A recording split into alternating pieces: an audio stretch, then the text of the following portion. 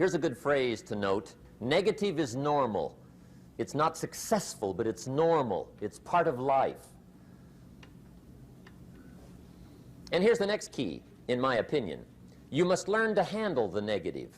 Don't ignore it. Handle it. Now, I know some people teach the other way. And listen to them, and listen to me, and then make up your own mind. Right? Don't be a follower. Be a student. But I say you got to handle the negative. You don't have to live in it. You don't have to dwell on it. But you do have to handle it, my opinion. I know some people teach, just turn your head real quick and say, there's no weeds, there's no weeds, there's no weeds. They'll take your garden. So you've got to handle the negative. Here's what part of it is. It's called the Great War Between Good and Evil. Mr. Reynolds and I are working on a new book this year called The Great War Between Good and Evil. And there is a war on. The minute you were born, you got involved in the war between good and evil, between darkness and light, between negative and positive, between evil and good, between tyranny and democracy, between weeds and human activity. I mean, the war is on.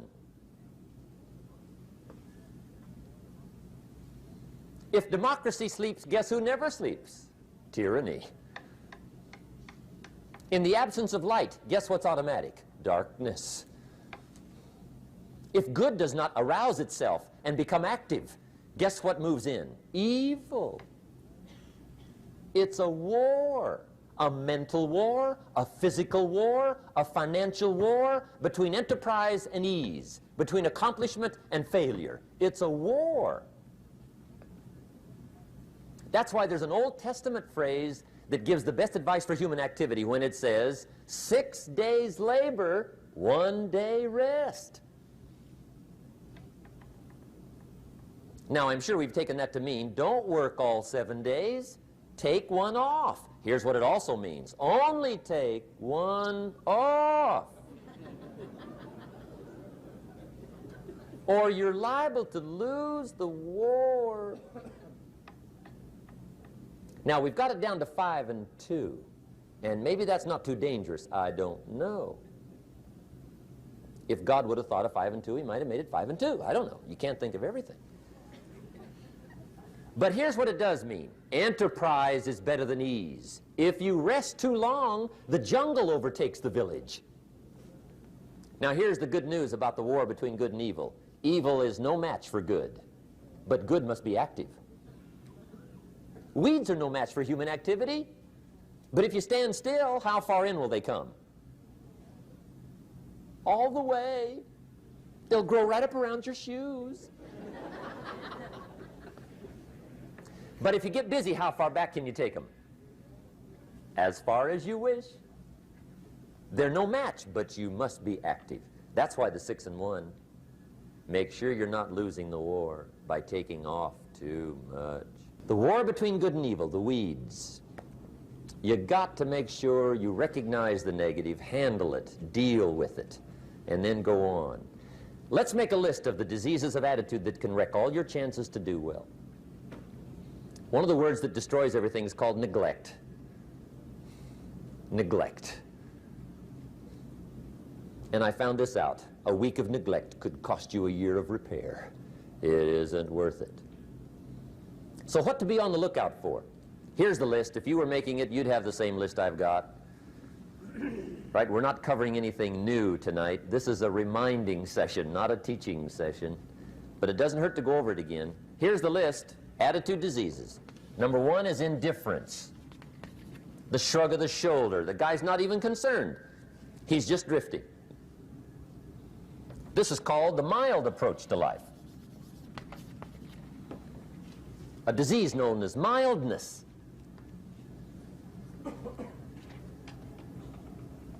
The guy says, well, I can't see getting all that worked up. Well, to be any kind of winner, you got to get worked up. There's one problem with drift. You cannot drift to the top of the mountain. And the good Lord said in the closing chapters of the Bible, here's the best way to live, one way or the other. That's best. Hot or what's next best? Cold is next best to hot. Not the half-baked middle, lukewarm, not too hot, not too cold. What a sad way to live. I think what it means is pick a direction and go with everything you got.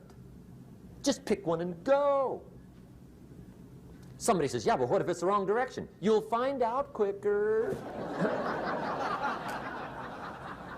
It won't take you 25 years to wake up and say, oh no, I've been walking the wrong road. I told my staff the other day, next best to prosperity is adversity. If one doesn't get you, pray for the other.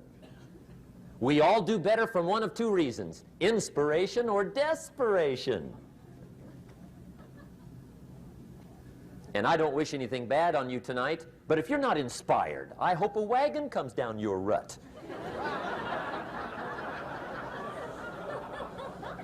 Whatever it takes to get you to try harder, read more, set your goals, and go for it. Somebody asked me one time, what quality would I pick if I wanted to work with somebody? And you know what I picked first? Number one, strong feeling. Please, number one, give me somebody that feels strong. About most anything, I don't even care. Just so they believe it. Even if they disagree with me. Wonderful. Just so they disagree vigorously. I'm not saying it's easy to win those kind of people to your point of view, but I'd rather do that than to try to resurrect people from the dead. Pump them up every month, pump them up, pump them up. I pass. Here's the key to the good life. Learn to put everything you've got into everything you do. Whatever you are doing, pour it on. It will quickly open up into opportunity or quickly disclose to you that you ought to be doing something else. The delusion is, if I had a better job, I'd really pour it on. See, that's delusion. Wherever you are, pour it on. Don't give somebody half a job for a day's pay.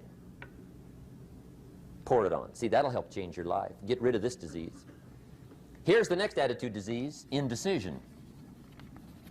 Mental paralysis. The guy can't make up his mind and it becomes a disease. Pretty soon he knows he's got it. The guy says, well, I know I'm on the fence. But he says, what if I get off on the wrong side? Listen, after a while it doesn't matter. Just get off. Any side will do. A life full of adventure is a life full of many decisions. The ones that turn out to be wrong give you better experience to make better decisions. So don't see how many decisions you can get out of, see how many you can get into. That's where the adventure is.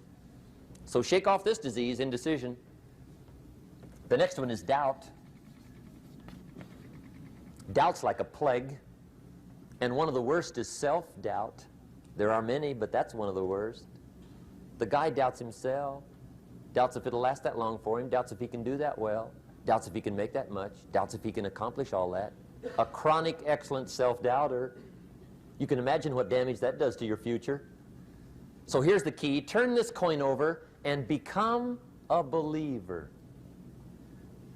And there's many things to believe in. One of the majors is yourself. The understanding of self-worth is the beginning of progress. Now, if those three don't get you, this one will. Worry. That's a devastating disease. Worry. Worry causes health problems, social problems, personal problems, family problems. It's devastating. Worry long enough, it'll drop you to your knees. Could reduce you to begging. I know how bad this one is. I used to have it bad. I used to be known as a super worrier. Not a super warrior. No, super worrier. My family wished I'd have been a warrior. I got those years to make up for. But I'll tell you what. My advice to you is do what I finally did on worry. Give it up. Who needs it? I'm not saying it's easy. I'm saying it's worth it. It took me almost 1 year to kick the worry habit, and it was not an easy year. It was one of the toughest years I ever spent, but I finally got that monkey off my back. And I discovered you could live the most incredible life free of worry. Not free of challenge, not free of difficulty, free of worry. I learned how to do it, and you can.